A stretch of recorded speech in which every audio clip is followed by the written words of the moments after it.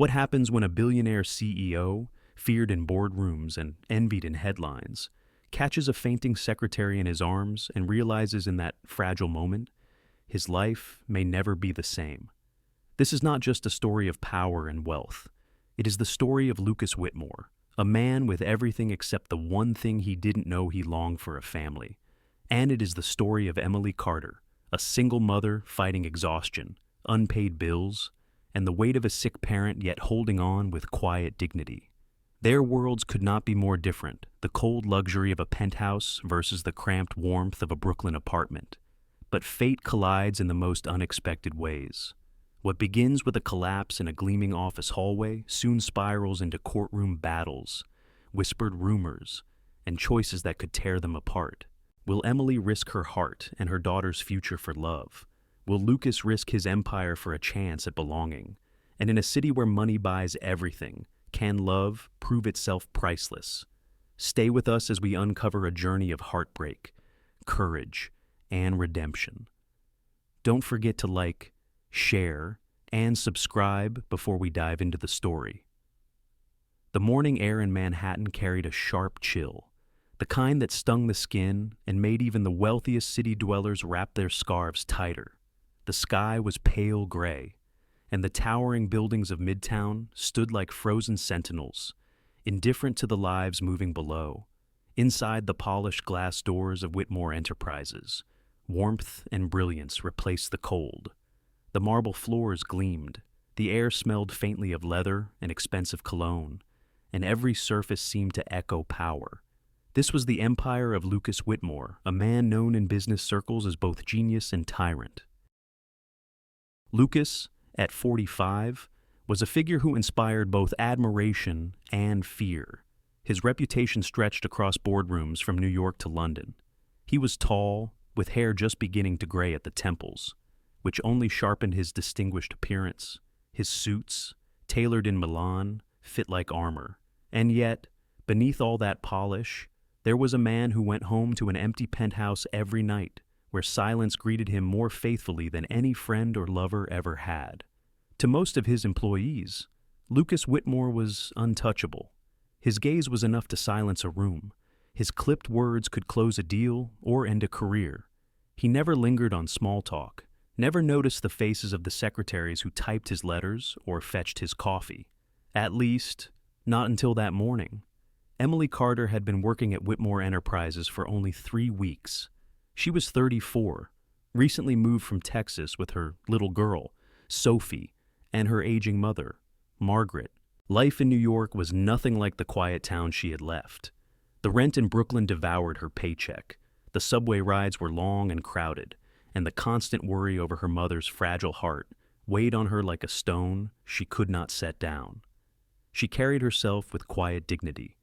Her clothes were modest, chosen carefully from discount racks, yet pressed to neatness. Her auburn hair was always pulled back, though wisps often escaped to frame her pale face. She was competent, polite, and invisible in a place where assistants came and went without leaving a mark. But Emily's nights were longer than most. After work, she hurried home to cook dinner, help Sophie with homework, and tend to Margaret when her heart palpitations flared. She rarely slept more than a few hours. Coffee and willpower kept her upright, though her body was beginning to protest. That morning, the strain finally claimed her. She had been carrying a stack of reports, balancing them carefully as she hurried down the hallway. Her steps echoed lightly on the polished floor. She felt her pulse race faster than it should, her breath catching. The world seemed to tilt. The lights overhead blurred. Lucas had just stepped out of the boardroom when it happened. He heard the papers scatter before he saw her. One moment she was walking quickly. The next, her knees buckled, and she crumpled toward the floor. Without thinking, he moved. His reflexes were faster than he expected of himself. His arms caught her just before her head struck the marble. For a man who had built a life on control, the sensation was startling. She was light, fragile in a way that unsettled him. Her skin was cool against his wrist. Her lashes rested on cheeks that had lost all color. In that instant, the hallway full of employees ceased to exist. Lucas, The man who dismissed weakness without hesitation found himself staring at a woman who had fainted in his arms, and something in his chest cracked. He could smell faint traces of soap and coffee clinging to her, a scent ordinary, yet strangely grounding. She looked nothing like the women he usually saw at charity galas or high-end dinners. There were no diamonds, no designer perfume, only exhaustion written across her features, and a kind of vulnerability that seemed both out of place and painfully honest in the heart of his empire. "Call medical," he said sharply, but his voice lacked its usual icy edge. His hand lingered at the back of her head, steadying her as if she might shatter. Around him, whispers rippled. Assistants and managers stood frozen, wide-eyed at the sight of their untouchable CEO holding a fainted secretary like a man holding something far too precious to drop. Emily stirred faintly, her lips parting as if she meant to apologize even in unconsciousness. A single word escaped Sophie. The name carried on a breath so soft he almost doubted he heard it, but it pierced him deeper than any accusation or plea ever had. For the first time in years, Lucas felt his carefully built armor give way. That single word was not business. It was not ambition. It was life, whispered from the lips of a woman who had clearly been carrying too much. When the company nurse rushed forward, Lucas did not let go immediately. He placed Emily carefully on the couch in the executive lounge, his movements uncharacteristically gentle. His mind, usually sharp and calculating, was clouded. Why had she collapsed? Why was she whispering a child's name in her sleep? And why, of all the people who had worked under him, did this one woman make him feel as though his heart had been shaken awake? He stood by longer than he should have, watching her chest rise and fall with shallow breaths, watching the faint color return to her cheeks. For years, Lucas Whitmore had lived believing he needed no one. But that morning, with Emily Carter unconscious in his arms, he felt a dangerous, unfamiliar thought press against him that perhaps he had just found someone who could break through the ice that had kept him safe, but unbearably alone. The hallway outside resumed its rhythm, employees returning to their tasks. Yet, for Lucas, nothing returned to normal. He left the lounge eventually, but not before making a decision. He would find out who Emily Carter was, not because she had fainted, not because she was beautiful in a quiet, unpolished way, but because for one unguarded moment, when she had slipped from consciousness and whispered her child's name, she had reminded him of something he had forgotten what it meant to care about another life. He straightened his tie as he walked back toward his office, but the gesture felt empty. His mind was elsewhere. His life had tilted, and though Lucas Whitmore did not know it yet, his world had begun to change forever. Behind the shining glass walls of Lucas's empire lay another world. Emily's cramped apartment in Brooklyn, where unpaid medical bills sat on the kitchen table. The radiator hissed and clicked like an old kettle struggling to boil. A thin ribbon of steam rose from a chipped mug.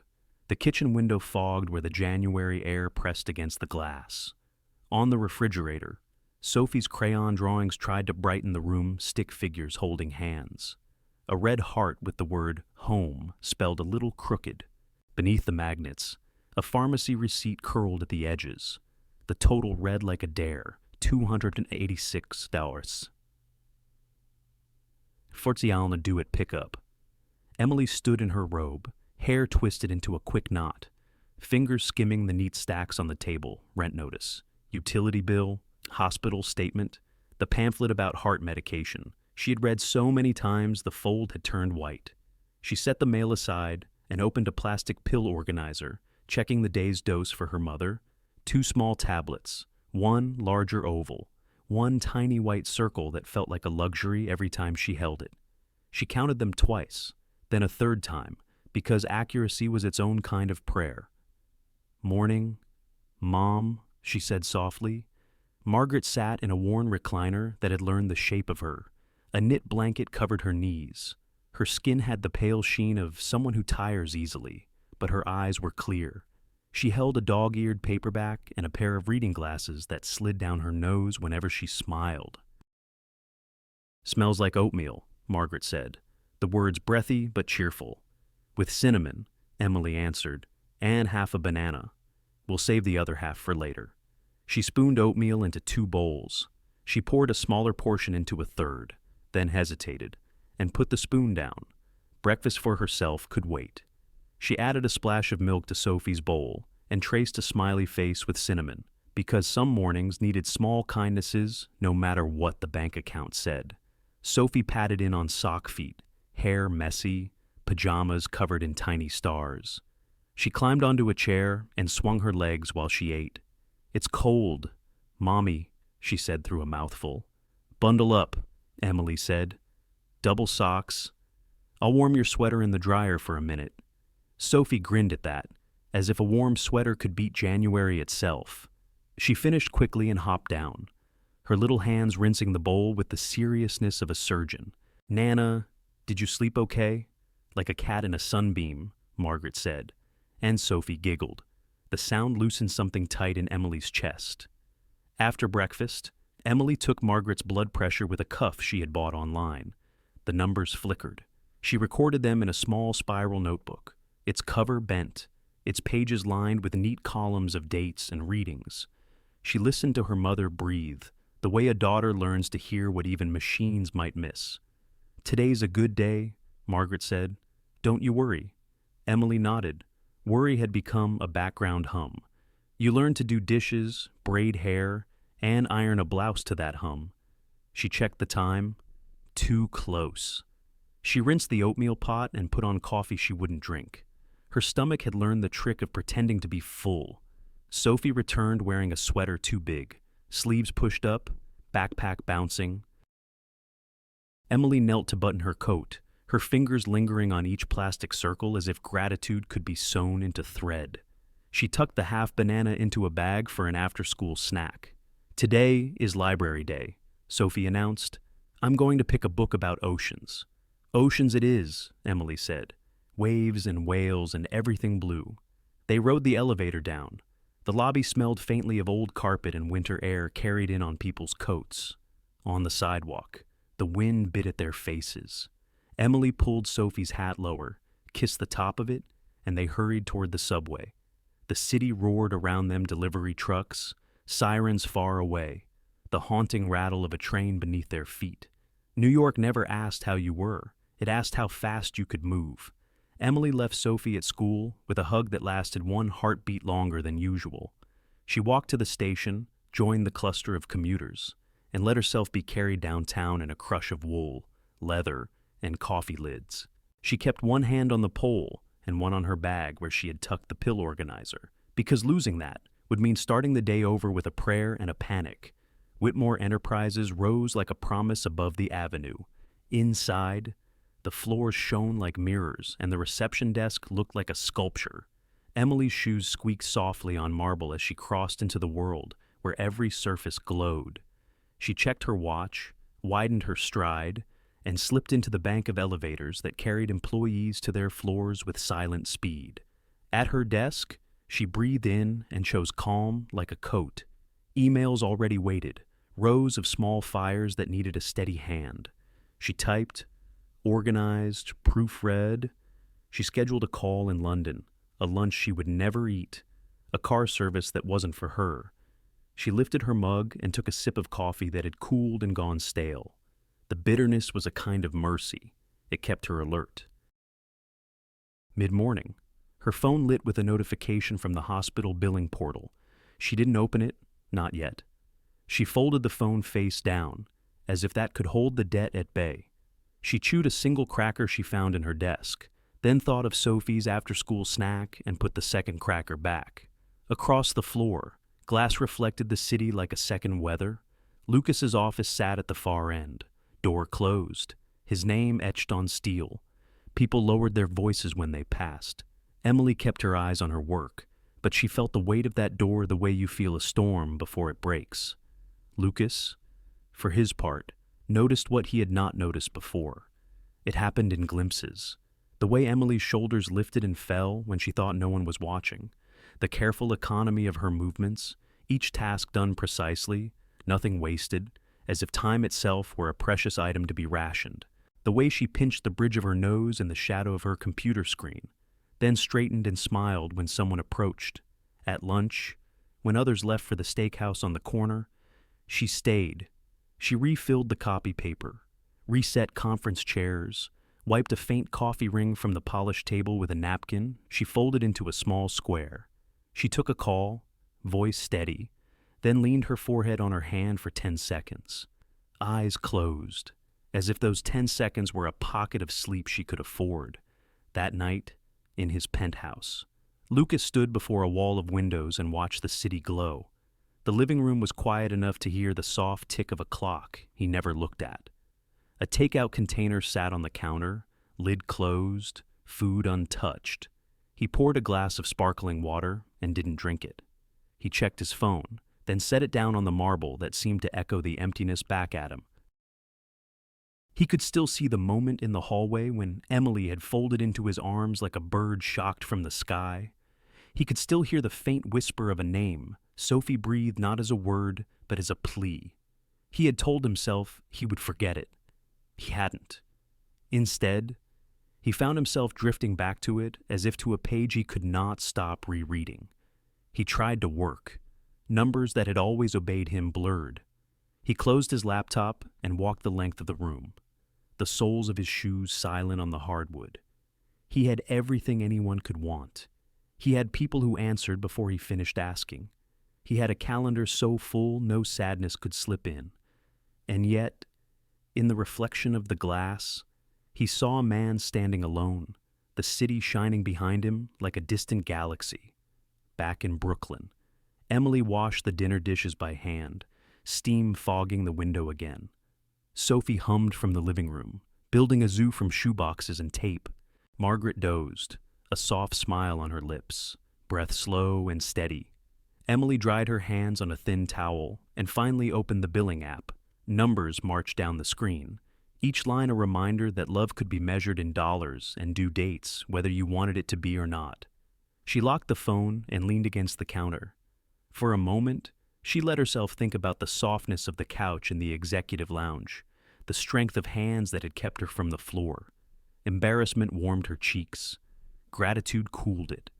She shook her head, turned off the kitchen light, and went to braid Sophie's hair for bed. Two worlds spun on, one high and gleaming, one small and tender. They seemed as far apart as starlight and stovelight, and yet the distance was shrinking, pulled by a thread neither of them could see. The next morning, Lucas walked the corridor with his usual long stride, but his eyes moved differently. He noticed how Emily's blouse hung a little loose, as if she'd been skipping meals. He noticed the way she paused before picking up her phone, then set it down without unlocking it. He noticed that her smile for others cost her something. He didn't speak, he watched, and in the quiet place he kept locked behind success and control. A question kept asking to be answered. Why did this ordinary woman unsettle him more than any hostile takeover ever had? He didn't know, not yet, but he knew this. He could not stop wondering. Would knowing change anything, or would it change everything? Lucas Whitmore had never noticed the private struggles of his employees until Emily Carter. For years, he had walked the marble hallways of Whitmore Enterprises with a gaze that skimmed past faces. Secretaries came and went. Assistants shuffled papers. Managers presented charts. None of them had ever pierced the surface of his attention. But now, something had shifted.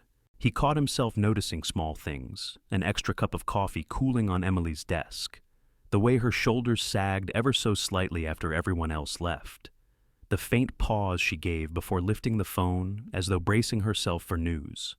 At first, Lucas told himself it was curiosity, a faint residue of that morning when she had collapsed in his arms. Yet curiosity grew sharper with each passing day. One evening, as the office lights thinned and the chatter of employees faded, Lucas left his glass-walled office and saw Emily still at her desk. The glow of her monitor painted her face pale. Her hands hovered over the keyboard, but she wasn't typing. She was staring through the screen, eyes unfocused, as if her mind had slipped to a place far beyond spreadsheets and memos. Her lips moved faintly. He wondered if she was whispering a prayer. She straightened when she noticed movement. With quick efficiency, she resumed typing, masking fatigue with diligence. Yet the heaviness in her gaze lingered. Lucas returned to his office unsettled. He was a man who lived on information, who studied competitors, markets, risks. But here, in his own building, was a puzzle unsolved. He opened a drawer and pressed a button on his desk phone. "Mr. Hayes," he said when his assistant answered. "Look into Emily Carter," quietly. "Employment history, family, medical needs. I want a full report." The words tasted strange. He had never asked for details about a secretary's life, but something inside him refused silence. The next morning, a folder appeared on his desk. Lucas flipped it open. A neat file revealed fragments of a life lived far from privilege. Emily Carter, age 34, bachelor's degree, local college in Texas, recently divorced, one child, Sophie Carter, 7 years old, current dependent Margaret Carter, 65, history of cardiac issues requiring ongoing treatment, address small apartment in Brooklyn. Attached were copies of hospital statements, insurance denials, prescriptions marked "not covered." Numbers filled the page. But behind them, Lucas saw a story, a daughter carrying her mother, a mother holding her child, a woman stretched thin across obligations that might break her. He closed the folder slowly. That evening, while the office emptied, Lucas called the head of human resources. "There's a gap in coverage," he said. "Fix it. Quietly. Make sure Ms. Carter's family has access to extended medical support. Bill it to executive discretionary." The HR director stammered but complied. Lucas hung up without further explanation. He expected gratitude, or at least relief. What he received instead surprised him. 2 days later, Emily stood at his office door. Her hand trembled slightly on the frame, but her voice was steady. "Mr. Whitmore, may I have a word?" Lucas gestured for her to enter. She stood straight, though he could see the tension in her jaw. "I was told my mother's treatments are now covered under company insurance," she said. Her fingers clutched the strap of her bag. "I wanted to thank you, but also to be clear, I don't want special favors. I'll work hard. I'll earn my place here. But I don't accept charity." Her words were polite but firm. Lucas studied her. Most employees would have bowed under the weight of his authority, grateful for even a scrap of his attention. Yet here was a woman who, despite carrying more burdens than he could imagine, insisted on keeping her dignity intact. He felt something tighten in his chest. Admiration, a warmth foreign to him, yet undeniable. "You misunderstand," he said quietly, though he knew his tone carried little of his usual coldness. "It isn't charity. It's simply necessary." Emily inclined her head, not pressing further. "Then thank you," she said, and left before he could reply. Lucas leaned back in his chair after she was gone. He stared at the skyline beyond his window, lights flickering against the evening. A thought pressed against him. How many times had she stood at her kitchen table, bills spread out like accusations, refusing to collapse under their weight? How many mornings had she braided her daughter's hair, hiding her exhaustion behind a smile?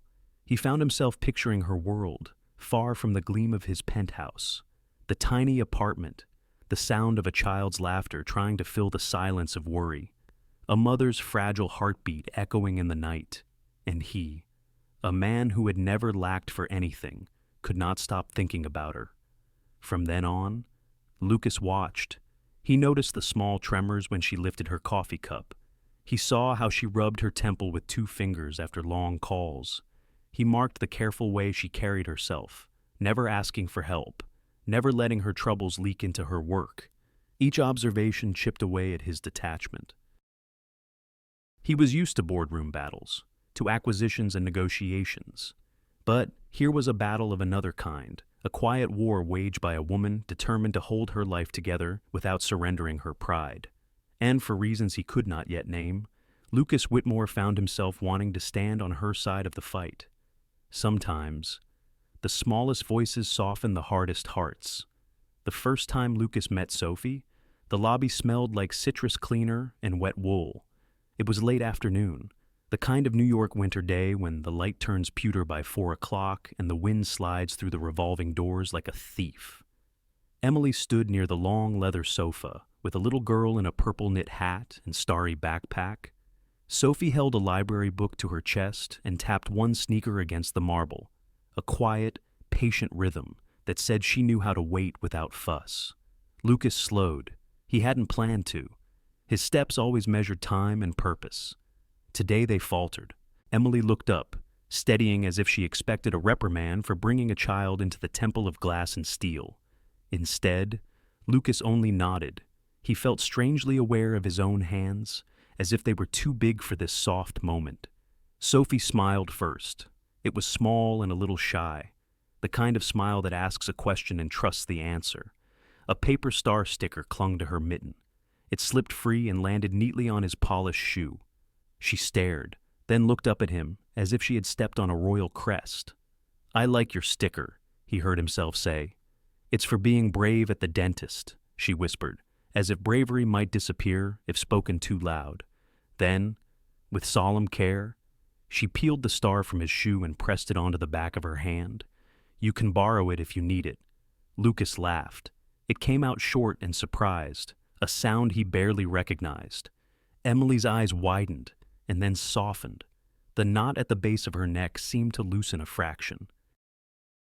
He noticed how the winter had left a faint pink on Sophie's cheeks, how her hat had slid crooked, how Emily gently straightened it without thinking. "Everything all right?" he asked. "Yes," Emily said. The word quiet, but clear. "My mother had an appointment, and pickup ran late. I didn't want Sophie to wait outside in the cold." "Of course," he said. 2 words, simple, but heavier than they looked. He glanced toward the coffee bar. "Hot chocolate." The question surprised him as much as it did her. Sophie's eyes brightened. She looked to her mother. Emily hesitated, then nodded. Lucas signaled to the barista. 3 cups appeared, steam curling like ribbons. He wrapped a napkin around Sophie's to guard her hands from the heat. She sipped, closed her eyes, and sighed the small, serious sigh of a child, well pleased. "Thank you," Emily said.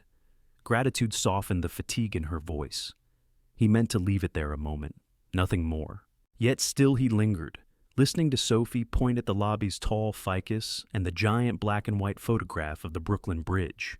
She named places the way children collect shells, turning them over, learning their weight. When his car pulled up, Lucas found that he'd rather stand another minute than step back into the life that always waited, polished and empty. He left before he could say anything foolish, long stride returning as if it had only tripped. 2 days later, a rare Saturday with no meetings. Lucas walked in Central Park. The air was crisp, somewhere in the low 30s, his breath visible, his gloves better suited to a boardroom than a path dusted with frost.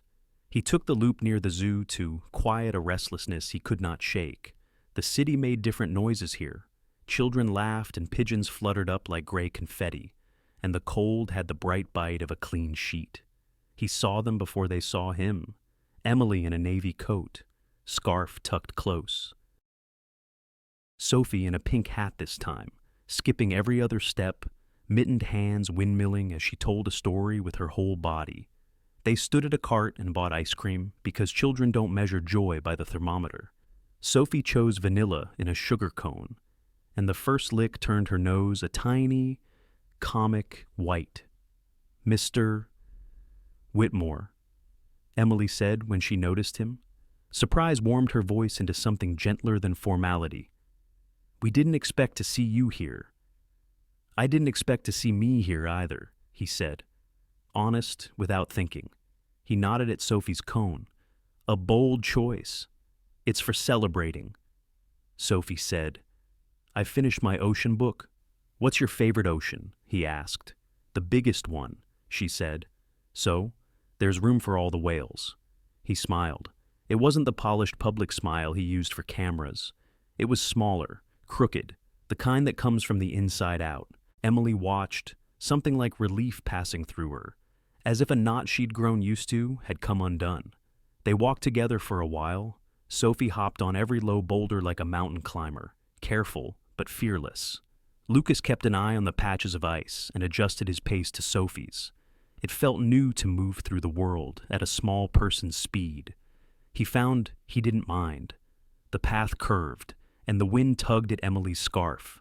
Without show, he lifted a corner and tucked it back into her coat. His fingers brushed wool and the brief, electric warmth of her. He let his hand fall and looked away, as if the sky had suddenly become very interesting. At a bench, they sat. The metal was cold through his coat. Sophie swung her legs, counting ducks in the pond like old friends. Lucas told a story about getting lost on this very loop when he was 10. He had ended up in the wrong part of the park and memorized the map that night, convinced knowledge could keep fear at bay. Sophie leaned closer, not afraid of the small scar on his chin, a souvenir from a fall on a schoolyard blacktop. She traced the air in front of it with one mitten, as if blessing it without touching. Emily listened. She saw how Lucas shifted to block the wind from Sophie's face. She saw how he placed the empty cone wrapper in his pocket rather than let it blow away. He was careful in ways that had nothing to do with money. She felt a warmth begin in her ribs and radiate outward, equal parts gratitude and something she was not ready to name. They circled back toward the zoo. A busker played "What a Wonderful World" on a trumpet, notes floating like breath in winter air. Sophie took Emily's hand, then reached for Lucas's without looking, the way children do when trust arrives before thought. For a heartbeat, he froze. Then his fingers closed gently around hers. Her mittens were small and absurdly thick. He felt the light tug of her step and matched it. "Mommy," Sophie said, glancing up at Emily, mischief bright in her eyes. "Is he the man who makes you smile?" Emily's cheeks went pink that had nothing to do with the cold. She opened her mouth, then closed it. Sophie, satisfied with her own answer, skipped on, hands swinging theirs like handles on a shared secret. Lucas didn't speak. He swallowed a laugh that felt tender rather than sharp. The trumpet played another verse. A dog barked somewhere behind them. A child shouted, "Watch me," and the universe obeyed. When they reached the park's edge, the city resumed its usual volume. Taxis honked. Sirens stitched the air. A gust drove needles of wind down the street's canyon. They stopped at the corner. Sophie pressed her face into Emily's coat and then looked up, eyes bright. "Thank you for walking slow," she told Lucas. "Grown-ups forget." "I'm learning," he said. They parted with a promise not spoken out loud, the kind that floats and waits. Emily led Sophie toward the subway entrance. Lucas stood a moment longer, watching the top of Sophie's pink hat bounce down the steps, watching Emily place a steadying hand at her daughter's back. His chest ached in a way that felt both painful and right, like a muscle waking up after a long sleep. That night, Emily brushed Sophie's hair while the kettle clicked toward a boil. In the living room, Margaret dozed, a soft smile smoothed across her face. Sophie told the park story 3 times: ice cream, ducks, a trumpet, a hand held. "He's funny," she said. "Not funny like silly, funny like quiet, good. Quiet, good," Emily repeated, and the words fit like the scarf Lucas had tucked into place. She set the brush down and rested her hands on Sophie's shoulders. Her heart felt both heavier and lighter, as if love were a weight and a lift at the same time. Later, when the apartment sank into its version of silence, the radiator whispering, the city breathing through the window, seems Emily sat at the kitchen table with the bills and did the arithmetic she always did. Numbers sorted into neat columns, needs into braver ones. But her mind kept slipping back to a bench in the park, a crooked smile, a mittened hand finding an unpracticed grip.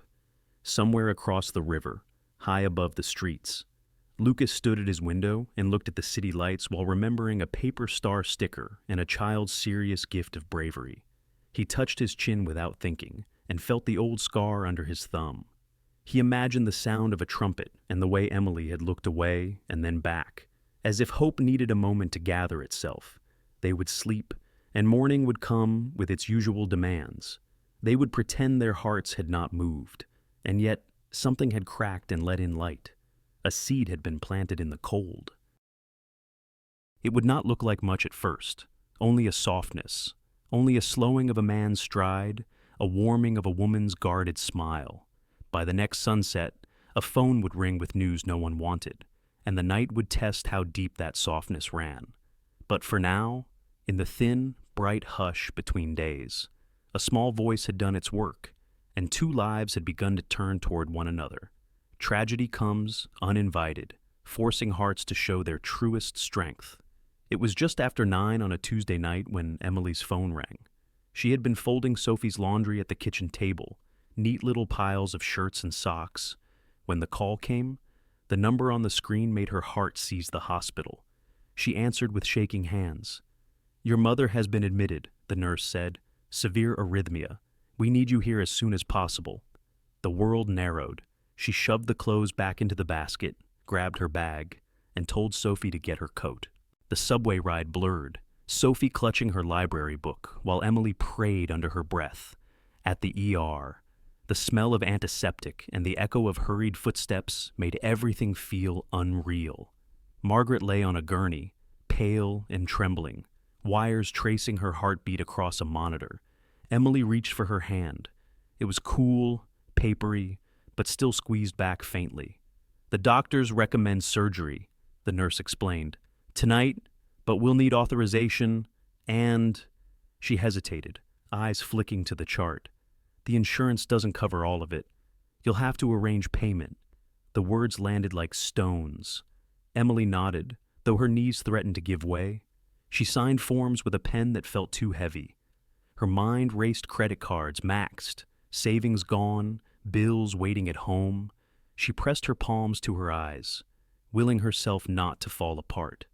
Sophie stood beside her, silent but wide-eyed, as if she understood too much for her years.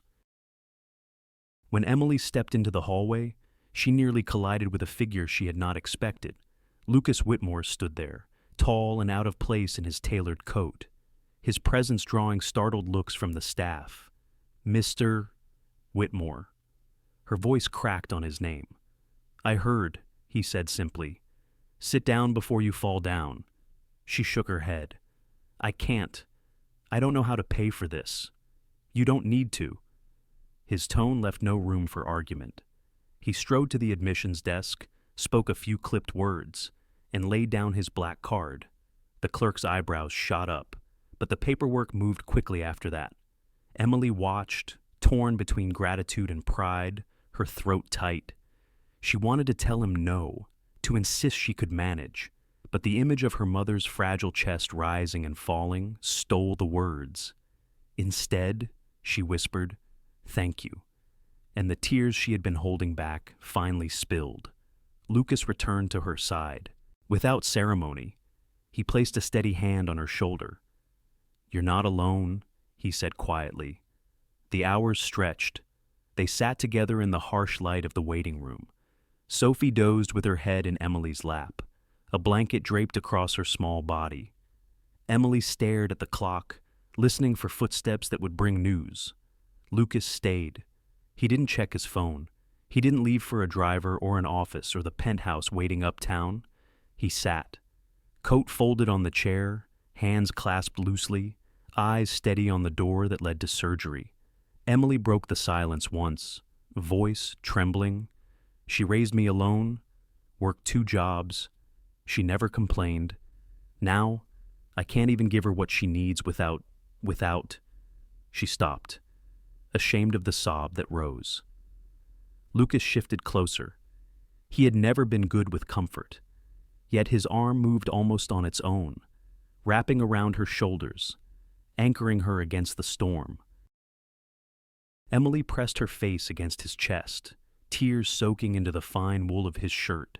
She shook, small gasps breaking free, and he held her tighter, not with the detachment of a benefactor, but with the fierce steadiness of a man who refused to let her collapse. For the first time, Emily let herself unravel, and for the first time, Lucas felt what it was to be someone's shelter. The night wore on, doctors came and went, shoes squeaking on linoleum. The surgery light glowed red. Emily whispered prayers into the fabric of Lucas's coat. He didn't speak, only kept his arm firm around her, as if strength could be transferred skin to skin. When the surgeon finally appeared, exhaustion lined his face, but relief colored his voice. "She's stable. The procedure went well. She'll need rest." But she pulled through. Emily sagged, tears spilling fresh. She bent over Sophie, who had woken at the sound of voices. "Nana's going to be okay," she whispered, brushing hair from her daughter's forehead. Sophie smiled sleepily. "I knew it," she murmured, and curled against Emily's side. Lucas stood, tall and silent, but his eyes softened as he watched mother and daughter cling to each other. Something inside him shifted again, deeper this time. He had saved companies with numbers and contracts.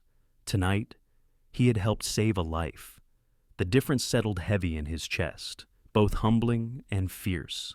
When dawn crept through the hospital windows, pale and hesitant, Emily looked at him. Her face was blotchy from crying, her hair messy, her blouse wrinkled from hours of leaning on him. Yet she had never seemed more beautiful to him than in that moment, raw, unguarded, human. "Why are you still here?" she asked softly. "Because you needed me to be," he answered, and the simplicity of it startled even him. She didn't reply. She only nodded, and the nod carried more gratitude than words could hold. The sun lifted higher, turning sterile walls a faint gold. Emily reached for his hand without thinking, fingers brushing his briefly before retreating. He didn't push, only let the warmth linger. A new day had come, and with it, something new in both of them, an understanding that they were no longer strangers bound by accident. They had stepped into each other's lives, and nothing would ever be the same. Love does not always roar. Sometimes it whispers through the quiet evenings. After the long night at the hospital, Emily found it harder to keep her walls high. Gratitude and exhaustion had thinned them. She saw Lucas not as the distant CEO in a glass tower, but as the man who had stayed when she needed someone most. So, one evening, a week later, she surprised herself by saying the words out loud. "Would you like to come for dinner?" She said it quickly, almost casually, as she packed Sophie's lunch at the office break room, but her heart thudded hard in her chest. She expected him to decline with the politeness of the powerful. Instead, Lucas simply nodded. "Yes, I'd like that." And that was how he found himself standing in the narrow hallway of a Brooklyn apartment on a Friday evening, holding a paper bag of groceries like an ordinary guest. The air inside smelled of roasted chicken and something sweet. Sophie darted around with the energy of a child set free from school, while Margaret called from the living room chair, her voice thin but cheerful. "Welcome, Mr. Whitmore. Lucas, please," he said, setting down the bag. He took off his coat, suddenly aware of how large he seemed in the modest space. The ceilings were lower, the walls closer, but the room felt warmer than any penthouse could. Emily stirred the pot on the stove. She wore a simple blouse, sleeves rolled to her elbows, hair loose for once. Stray strands caught the light like copper threads. "You didn't need to bring anything," she said. "Old habit," he admitted. "My mother never let anyone arrive empty-handed." Her eyes softened, and something unspoken passed between them. Dinner was crowded onto a small table, mismatched plates and a pitcher of water at the center. Sophie chattered about her day, telling stories about spelling bees and playground adventures. Lucas listened, smiling at details most adults would brush aside. He asked questions that made her eyes shine brighter. Margaret spoke less, but she watched with quiet satisfaction. Emily noticed, her chest tightening. For years she had borne the weight of 2 generations. Tonight, for the first time, she felt the balance shift, as if another set of shoulders had taken some of the burden. After the dishes were cleared, Sophie insisting she was old enough to dry plates, Margaret asked for her music. "It's been weeks since I heard the piano," she said. Emily flushed. "We don't have one here." Lucas hesitated, then spoke. "I do. In my penthouse." It's been years since I touched it, but he glanced at Sophie. Would you like to hear? Her gasp was answer enough. So, the next evening, they gathered in Lucas's living room. The penthouse glittered with city lights through tall windows. Sophie pressed her nose to the glass, marveling at the skyline. Emily stood near the piano, her hand resting lightly on the polished edge. Lucas sat at the bench, stiff at first, fingers uncertain. Then the melody came back slow, halting, but true. Notes drifted through the room, soft as snowfall. Sophie curled up on the couch, listening with rapt attention. Margaret, brought along for the outing, closed her eyes and smiled. Emily stood behind him. She hadn't expected the sound to stir her so deeply. Each note seemed to peel back another layer of the man she thought she knew. He wasn't just steel and strategy. He carried music in his bones. When the final chord faded, silence wrapped around them. Lucas looked up, his gaze meeting Emily's. For a long moment, neither moved. The city glowed behind them, the hum of traffic faint, but the only sound that mattered was the echo between two hearts. Her breath caught. She had built her life around caution, around never leaning too hard on anyone. But in that quiet gaze, she felt herself leaning and wanting to. Lucas stood. He moved closer, slow, deliberate, as if afraid to startle her. Their eyes held, speaking without words. The distance closed, but not completely. It was just a moment, suspended, full of possibility and restraint. Sophie's yawn broke the spell. She rubbed her eyes, announcing she was ready for bed. Emily smiled, relief and disappointment tangled. She gathered her daughter, thanking Lucas with more warmth than formality. On the ride home, Emily stared out at the blur of streetlights. Her heart beat unevenly. She reminded herself that she was only grateful, only tired, only human. But deep down, she knew it was more. And Lucas, standing alone at his window after they left, traced his fingers over the piano keys again. He could still feel her eyes on him. He could still feel what it was like to belong, even if just for an evening. Love had not roared. It had whispered, soft and undeniable. But shadows from the past do not stay buried forever, and soon, those shadows would rise, just when hope blossoms. The past knocks on the door. It came on a Sunday evening, the kind of winter night when the streets shine with a thin glaze and the radiators rattle like old bones. Emily had just settled Margaret with tea and tucked Sophie under a quilt on the couch with a picture book. The apartment smelled of lemon cleaner and the last of a chicken soup she had stretched for 2 days. She was rinsing bowls when a hard knock shook the door. Not a neighbor's polite tap, but a demand. She knew the sound before she knew the face. Mark Harrison stood in the hall, shoulders hunched against the cold, jaw rough with stubble.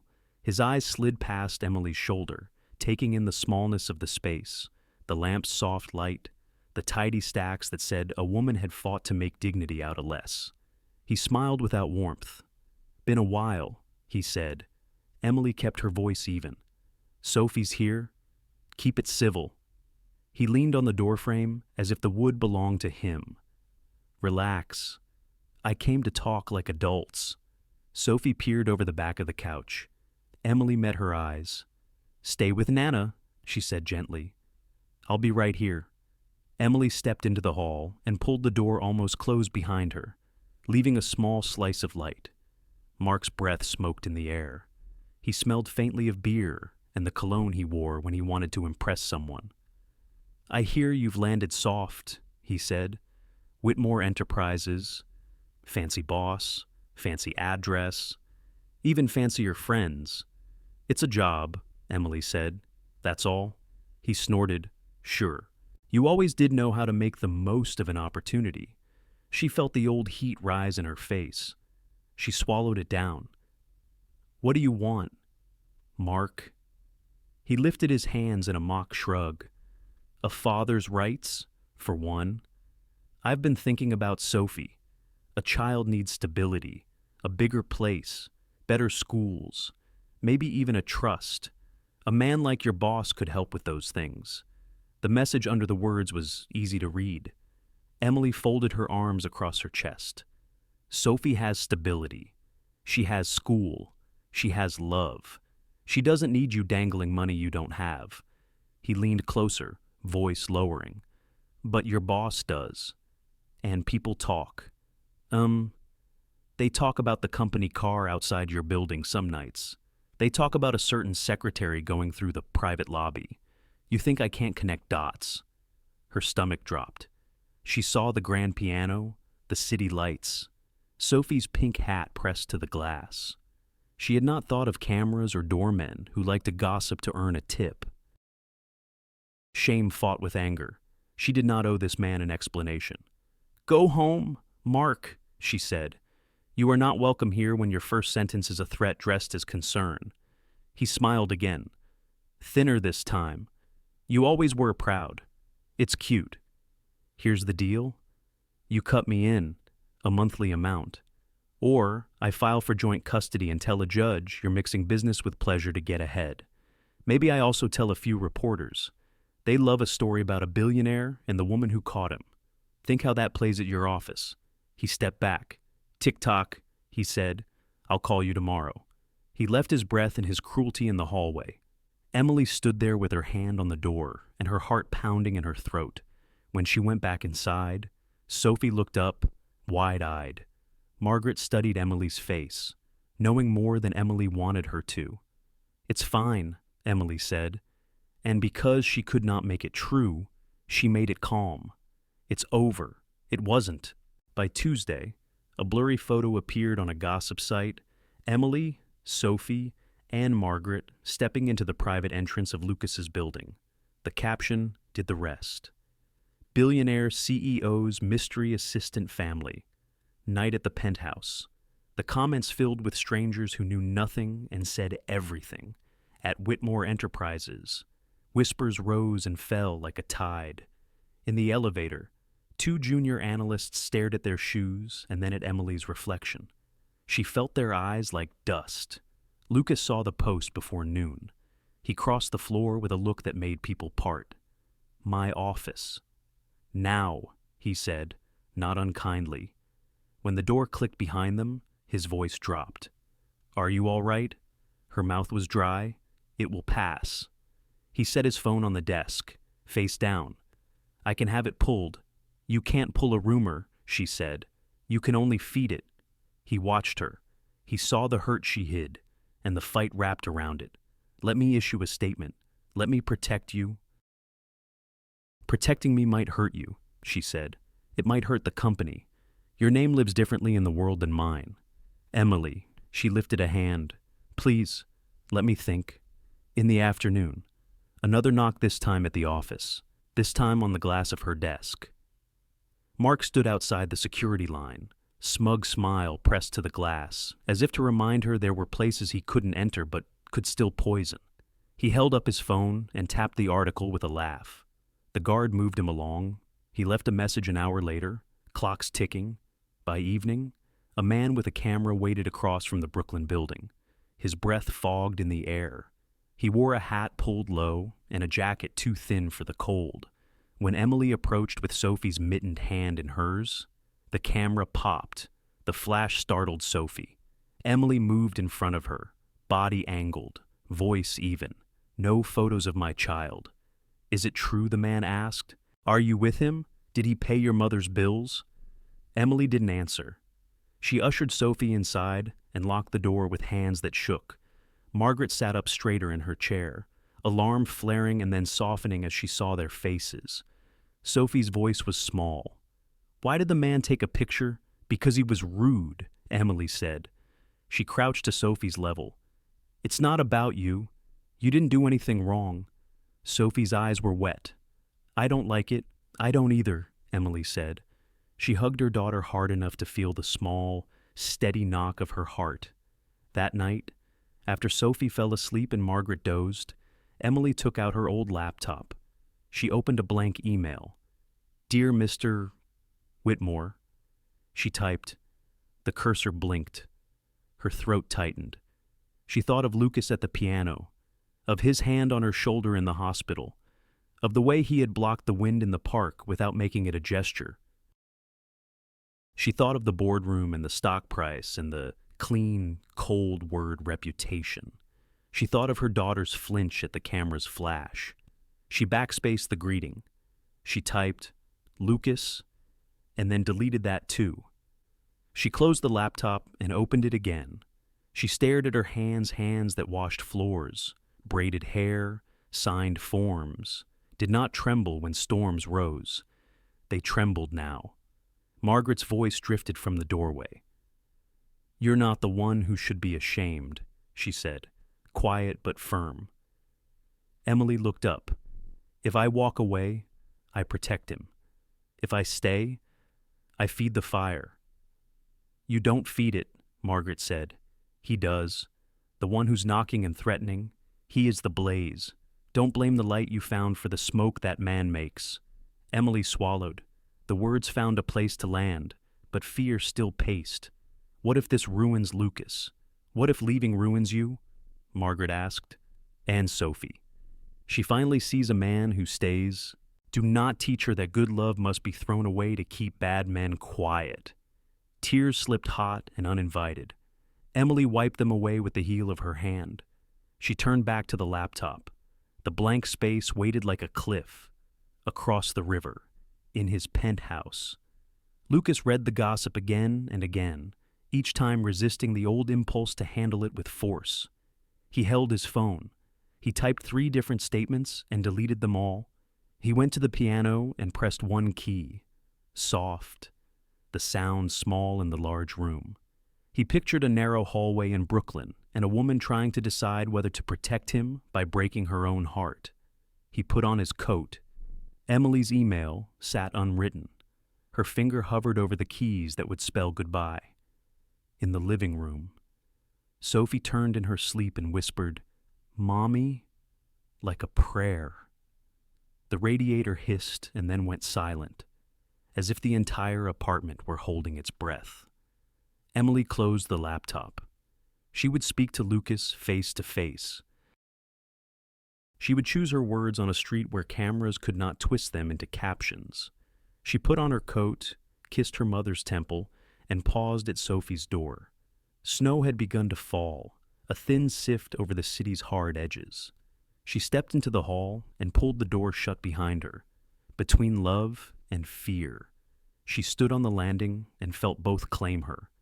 And then she started down the stairs to decide which would lead her forward. When lies spread, love must decide whether to bend or to stand.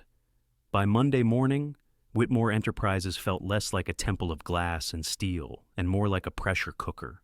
News trucks idled on the curb, their antennas stabbing the gray sky. Journalists clustered at the revolving doors, shouting questions no one answered. Inside, whispers moved faster than emails. Did you see the article? They say she's living with him. Think the board will tolerate this? Emily walked past with her head high. Sophie's smile tugged deep in her heart as armor. But each hushed word struck like a pebble against glass, small but relentless. Lucas felt it too. His board of directors sent pointed messages about public perception. Investors hinted at stability concerns. Every headline used the same photograph: Emily, hair windblown, holding Sophie's hand. He wanted to smash the paper, but he knew breaking glass wouldn't break a rumor. That evening, in the quiet of his office, Emily came to him. She closed the door with careful finality. Lucas, she said, voice low, this can't continue. He looked up from his desk, eyes shadowed from sleepless nights. What can us? This, she gestured vaguely, as if naming it would make it heavier. Your company, your reputation, they're tearing it apart because of me. His jaw tightened, because of lies, not because of you. She shook her head. It doesn't matter. The damage is the same. They'll drag Sophie into this. They'll drag my mother, and they'll never stop until you push me away. I won't let you lose everything for me. The words tasted like ash in her mouth. Lucas rose, every inch of him steady, like a man who had faced storms before. He came around the desk and stood close enough for her to see the silver at his temples, the lines carved by years of battles won and lost. Emily, I've built empires on numbers and contracts. None of it means a damn thing if I can't protect the people who matter. Her breath caught. She wanted to believe him, but guilt pressed hard. Mark filed for custody today. She whispered, "He's using all this against me. He says I'm unstable, that Sophie would be better with him. And now with you, he'll say I'm reckless, unfit, desperate enough to cling to a powerful man. The court will listen." Lucas's eyes darkened. "He won't win? You can't know that." Her voice cracked. "If he does, I lose Sophie. I can't risk it." Silence stretched between them, heavy and raw. Outside the window, snowflakes drifted past the skyline, fragile against the storm brewing below. Finally, Lucas spoke. "Do you trust me?" Emily blinked, tears threatening. "Yes, but trust doesn't change a judge's ruling." He reached for her hand. His palm was warm, steady. "Then trust that I will stand beside you. In that courtroom, in front of the world. I won't let you fight alone." Her tears fell then, unbidden, sliding hot down her cheeks. She wanted to pull away, to protect him as she had promised herself.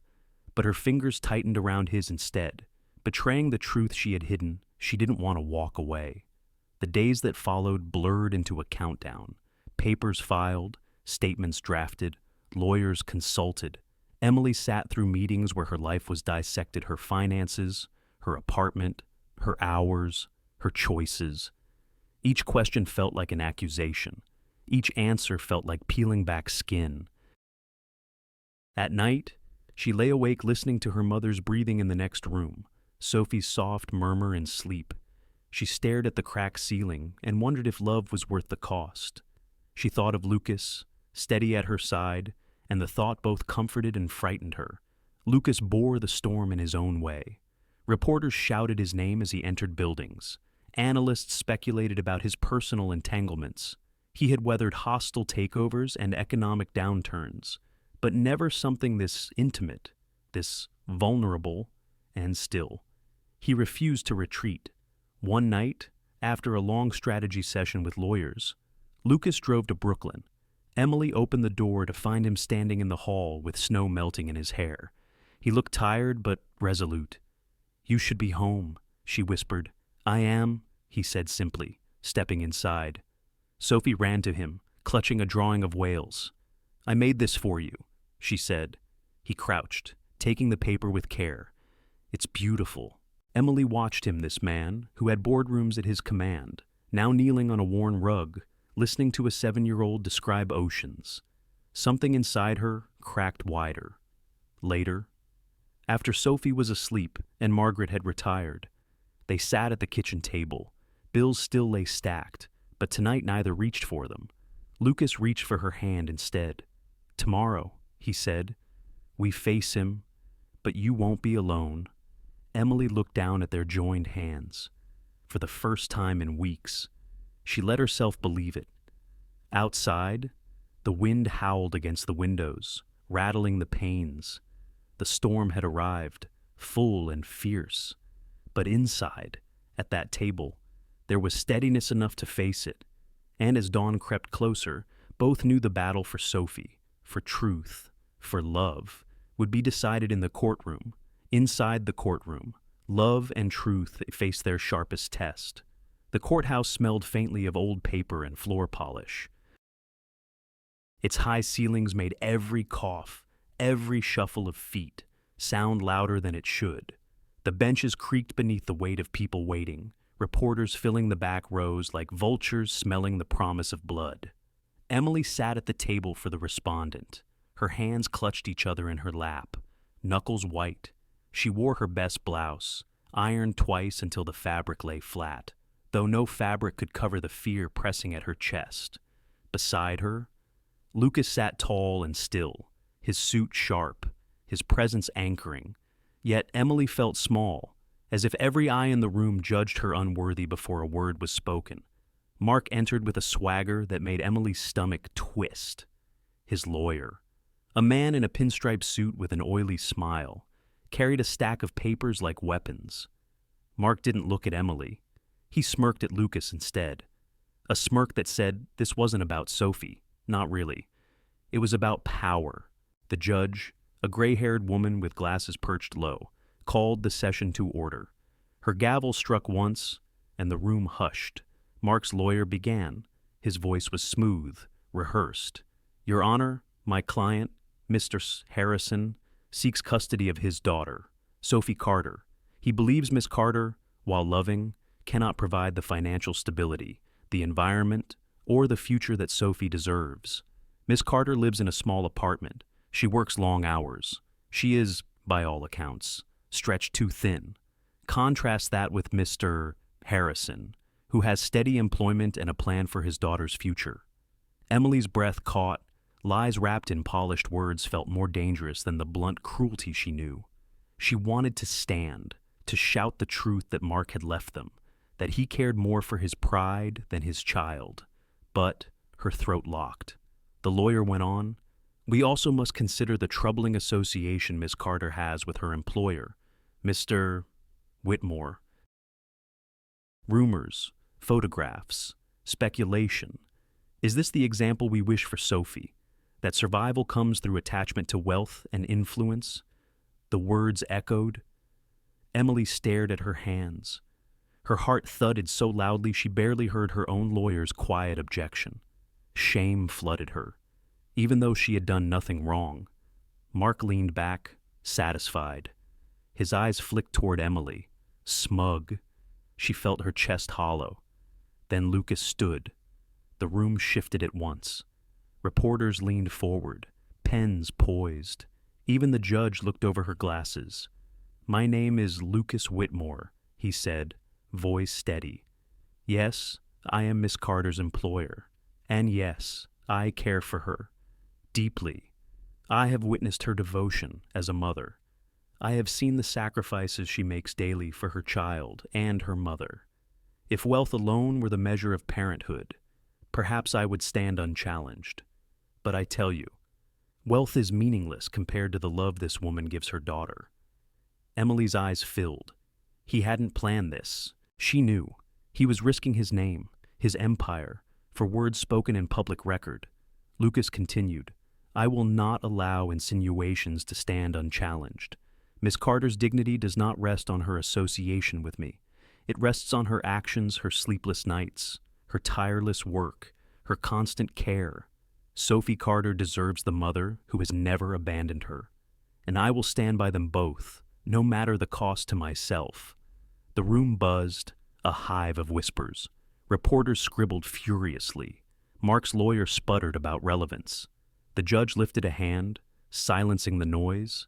Then, in a small, clear voice, Sophie spoke. Can I talk? All heads turned. She stood near the front, hands folded around the stuffed dolphin she carried everywhere. Her feet barely reached the floor. The judge peered down gently. Child, this is unusual. Please, Sophie said, I want to tell the truth. After a pause, the judge nodded. Very well. Briefly, Sophie walked forward. Each step seemed to echo louder than the lawyer's speeches. She looked up at the bench, her small voice carrying in the stillness. My mom takes care of me every day. She makes me breakfast even when she's tired. She braids my hair and listens to my stories. She never forgets to kiss me goodnight. When I'm scared, she holds me until I fall asleep. Emily covered her mouth, tears slipping past her fingers. Sophie turned toward Lucas. And, Mr. Lucas, he makes Mommy smile. He reads me stories. He held my hand in the park so I wouldn't slip. He stayed with us at the hospital when Nana was sick. He doesn't have to, but he does. That means he cares. Silence thickened. Reporters lowered their pens. Even Mark shifted uncomfortably. Sophie looked back at the judge, her eyes bright but steady. I don't want to live with someone who left us. I want to live with Mommy. She's my home. Her words hung in the air, fragile and unbreakable. No one spoke. For once, not even Mark's lawyer had an argument ready. The judge leaned back, hands folded, her expression unreadable. Emily wanted to run to her daughter, to hold her close, but the decorum of the courtroom held her still. Instead, she whispered a silent thank you to Sophie, to God, to whatever power had given her daughter such courage. The gavel tapped lightly. We will recess. Decision to follow. The benches creaked as people stood. Reporters whispered furiously, but softer than before, as if afraid to disturb the echo of Sophie's words.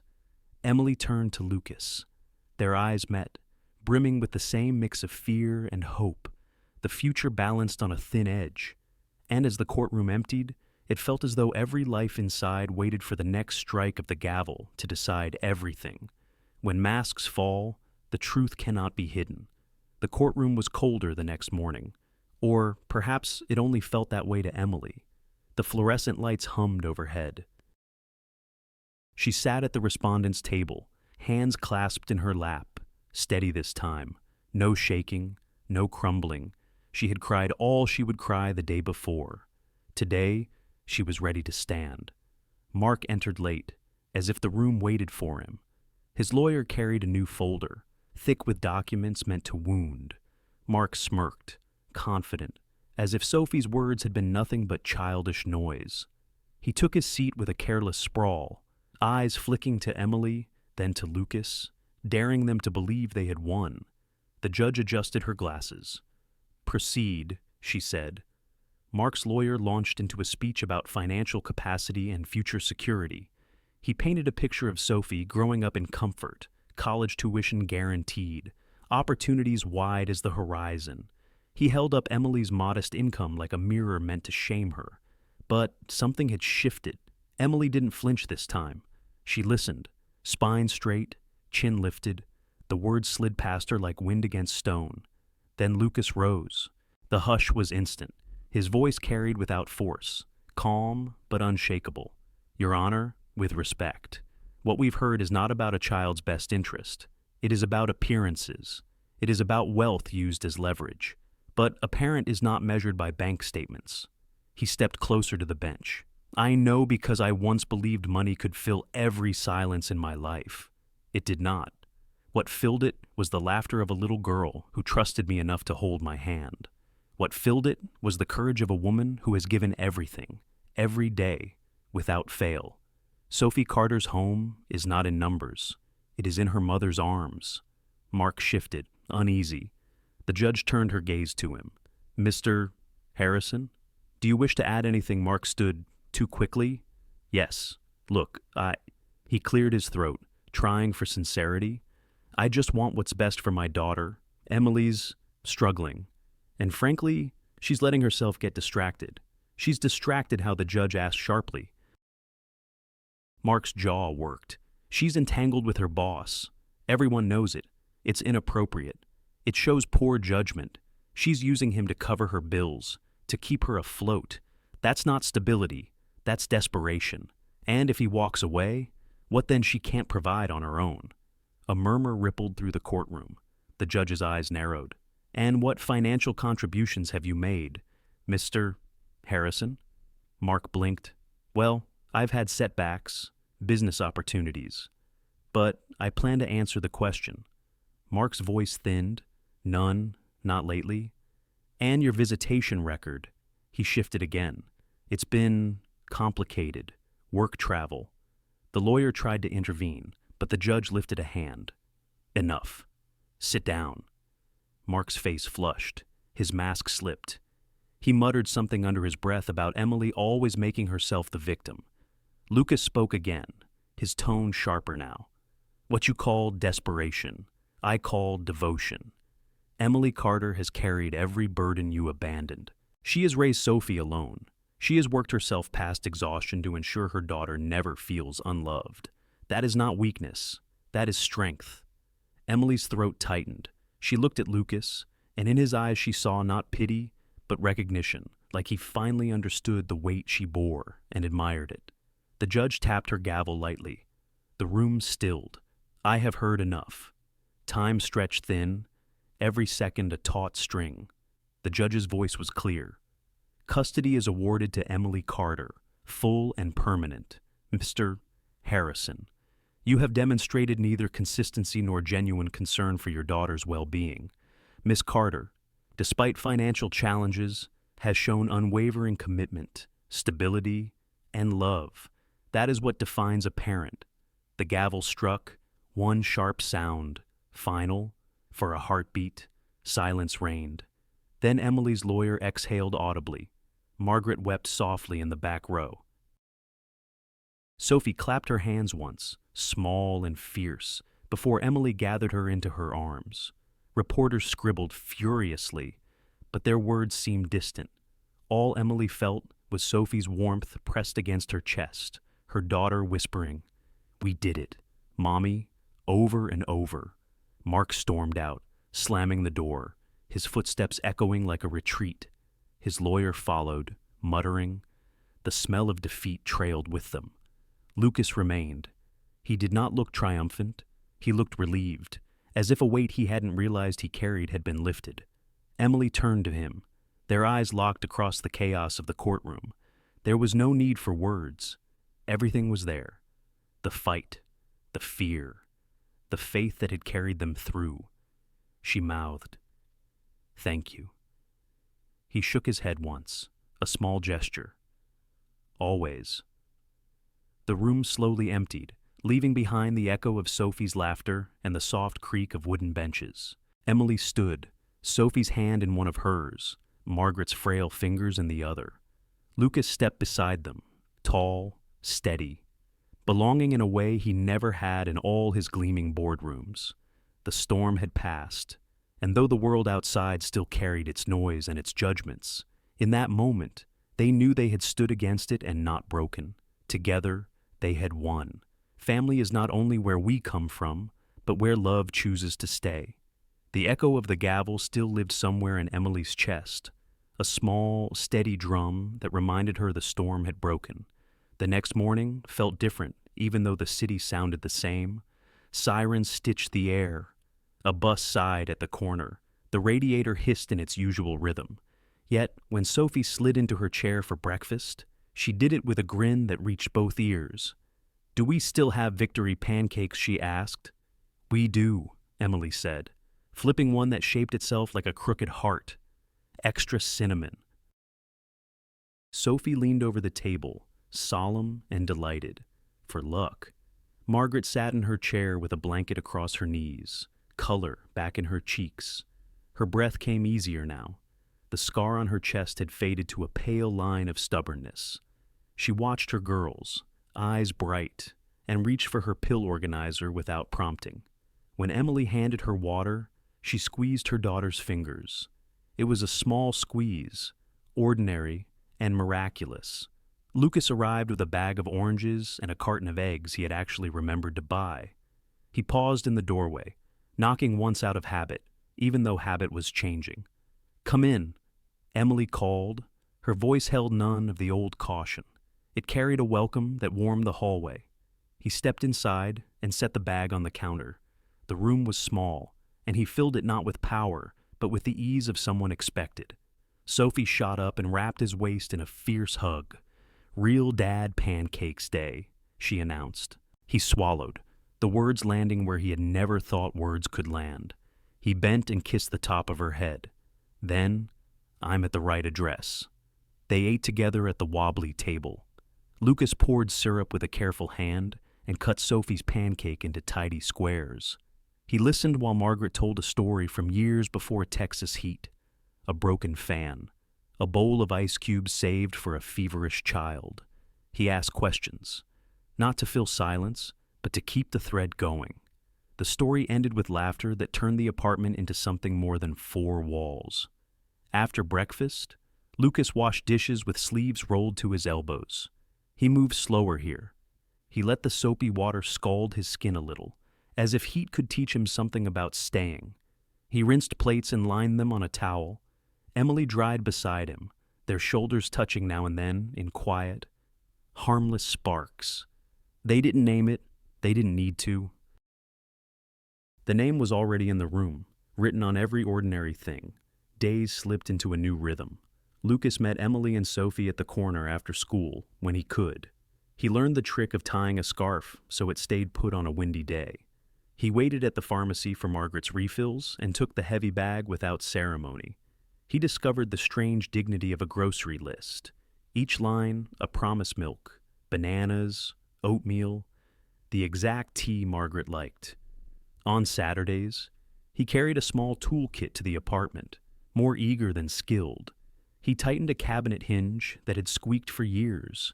He put felt pads under chair legs so they wouldn't scrape. He straightened the picture frames that never stayed level. Sophie handed him screws as if they were treasure. He called her foreman, and she wore the title like a crown. At night, when the city turned its lights to stars, Emily read on the couch with her feet tucked under her. Lucas sat on the floor with Sophie and built oceans out of blue construction paper. He taught her the names of whales and how to fold a paper boat that actually floated in a sink. Margaret watched with a smile that said something like gratitude and something like relief. At first, the headlines kept trying to follow them. Reporters waited outside the tower. Speculation hummed. But scandal is a poor sprinter. It tires when goodness refuses to provide it with fresh air. The noise thinned. People moved on. What stayed was the quiet work of a family learning each other's steps. One Tuesday, Emily visited the hospital for a follow-up with Margaret. The nurse checked vitals and smiled. "You've been doing everything right," she said. "Rest, walk when you can, take the good days as gifts." On the way home, Margaret's hand rested in Emily's arm, light and trusting. The winter had softened. Trees held a fragile light that hinted at green. Emily felt hope rise in her, the way sap rises in branches, slow, determined, unstoppable once it begins. "Invite him for dinner," Margaret said without looking at her. "On purpose." Emily laughed. "I have been—" "No," Margaret said. "Invite him like you mean it." That night, Emily cooked a proper meal: roasted chicken, real mashed potatoes, green beans with almond slivers she toasted in a skillet that wanted to scorch if you took your eye off it. She set the table with the good plates and the 2 unchipped glasses that caught light in a way that made water look like something rare. She wore a simple dress with sleeves that brushed her wrists and left her hair down. When Lucas walked in, he stopped. The room smelled like rosemary and butter. Sophie ran past him on a mission to fetch napkins, banging a drawer in her private hurry. Margaret turned a page in her book without reading it. Emily stood at the stove with a wooden spoon, and when she turned, Lucas felt the old world slip a little. "You cooked like a holiday," he said. "Maybe it is one," she answered softly. Dinner tasted like celebration without fireworks.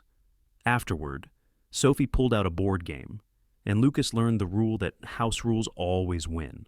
When Sophie declared bedtime, he read from the ocean book with exaggerated seriousness until her giggle cracked through and softened the edges of the day. He tucked the blanket under her chin with a care he'd learned from watching Emily. In the doorway, Emily stood with one hand on the frame, her eyes bright in the lamplight. They ended up at the kitchen sink again, rinsing plates. Luke passed a glass to Emily. Their fingers brushed and stayed. Time slowed the way it does when truth approaches slowly so as not to frighten you. "Emily," he said, not as a question, but as a beginning. "I know," she whispered, and her smile held joy and gratitude and a trust she had not given in years. "We're here." He understood. Not a promise written on paper yet, not a ring, a covenant that had been living in there every day, waiting for them to notice it. The covenant of showing up, of small sacrifices, of laughter that made room for tears. Later, he sat at the piano in his penthouse with the windows thrown open to the sound of the city. The room felt less like a museum now, and more like a place where life had actually happened. He played the melody he had not known he remembered until Emily had stood behind him that night. The notes carried differently this time. They sounded like a door opening and a person stepping through. He stopped and looked around. There were new things in the apartment: a second toothbrush in the bathroom, a crayon under the couch, a spare sweater on the back of a chair. None of them matched the careful catalog that had once defined his life. He loved each one, not for its price, but for the evidence it held. People lived here now, people he loved. He went to the kitchen and poured water into 3 glasses. as if instinct had outrun thought. He smiled at himself and shook his head. Then he reached into a drawer he had not opened in years and found an old recipe his mother's pancakes, written in her looping script. He smoothed the paper flat and felt a pulse of something tender and old. He had spent his life outrunning the ache of empty rooms. He hadn't understood that the cure was not speed, it was presence. The next weekend, they walked past the small church in Brooklyn where Margaret had once lit a candle on a hard day. Its doors were open. A shaft of sun fell across the aisle, dust spinning like quiet confetti. Sophie tugged Lucas forward. "Can we go in?" she asked. They stepped into the cool hush. Emily dipped her fingers in the font and touched her forehead lightly. Lucas stood in the back, hat in his hands, the posture of a man learning reverence. He didn't make a promise out loud. He didn't need to. The promise was already in the way he stood between the pew and the door, making a place for them, on the steps. The air smelled faintly of bread from the bakery next door. Margaret rested, catching her breath, and laughed at nothing at all, the way the light made you laugh when you had survived to see it. Lucas looked at Emily. It was not a look that asked. It was a look that said yes. He had found what he had been missing and hadn't known how to name a home that answered him back. Spring waited just around the corner, gentle and sure. The trees would uncurl. The city would trade its gray for green. There would be papers to sign, and clothes to iron, and school lunches to pack. There would be hard days still, but the center would hold. A future had begun, not with thunder, but with a table set for 4 and a piano played for 3. And from here, it would only grow. The greatest fortune a man can hold is love that stays. The church in Brooklyn was not grand.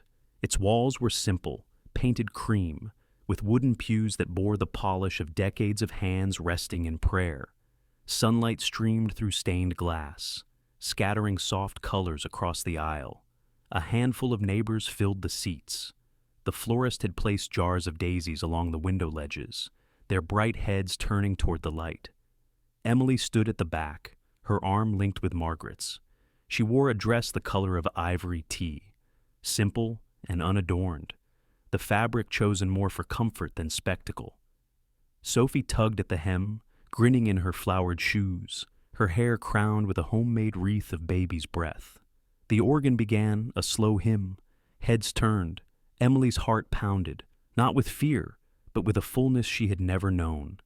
She walked the aisle, her daughter skipping gently ahead, scattering paper hearts she had cut herself. Lucas waited at the front.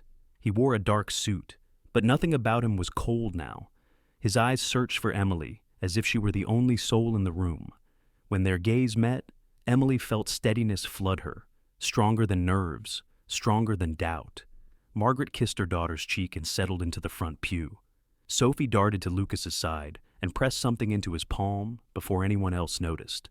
It was a fountain pen, worn smooth with years of use. "This was Mommy's," Sophie whispered. "She said it helped her write her first stories. I want you to have it." Lucas swallowed hard. His thumb traced the pen's barrel, and he slipped it carefully into his jacket pocket as if it were treasure beyond price. The ceremony unfolded without grandeur, but with weight. Words were spoken about love, about vows made in quiet kitchens as much as in bright sanctuaries. Lucas listened, every syllable sinking deep. Emily breathed each promise as if she were exhaling years of struggle and inhaling hope at last. When it was his turn to speak, Lucas hesitated only a moment. His voice, when it came, was low but clear. "I have built towers that touch the clouds.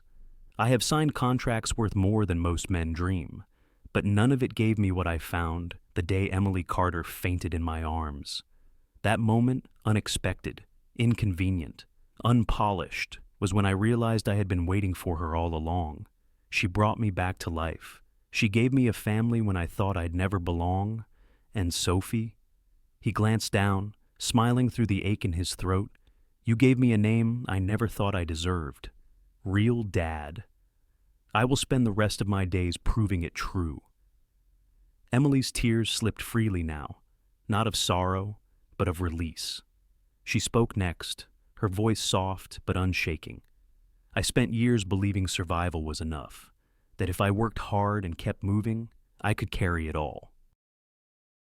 But then a man who could have stayed distant chose instead to stay close. He saw me when I was invisible. He saw Sophie when others ignored her. And he showed me that love is not weakness. It's the only wealth that lasts.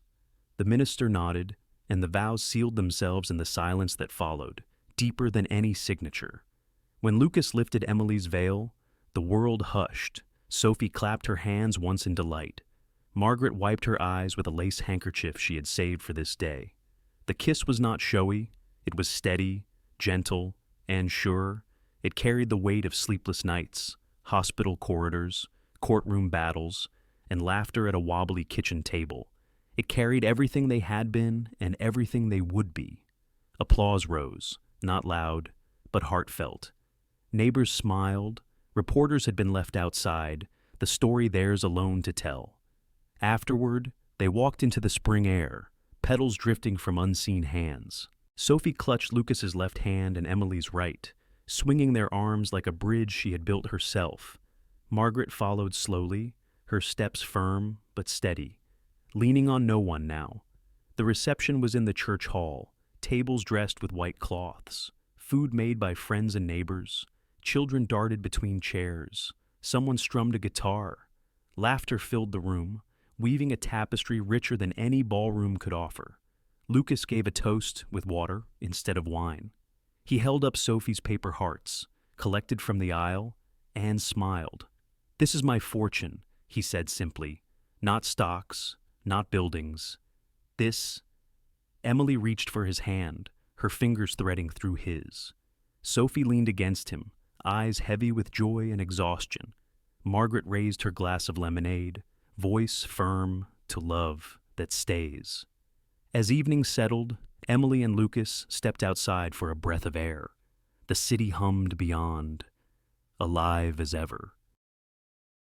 But here, in the glow of the street lamp, the world felt quiet. Emily leaned into him, her head against his chest, listening to the rhythm that had once steadied her in a hospital waiting room. "Do you ever miss it?" she asked. "The old life? The distance?" He shook his head. "I only wonder why it took me so long to find this one." She smiled, eyes closing, trust spilling into every line of her face. The night carried them forward, not into a fairy tale, but into a life of real mornings and real burdens, softened by the wealth of shared strength. The greatest fortune, after all, was not the empire Lucas had built. It was the family he had been given, the love that had chosen to stay. And for everyone who witnessed it, whether in the church that day or through the quiet telling, later it was a reminder. True love does not dazzle with gold. It endures with kindness. It holds on through storms. And when it stays, it turns ordinary lives into shining stories. Life often teaches us that true wealth is not measured by what we own, but by who stands beside us when the storms come. Lucas had power, status, and fortune.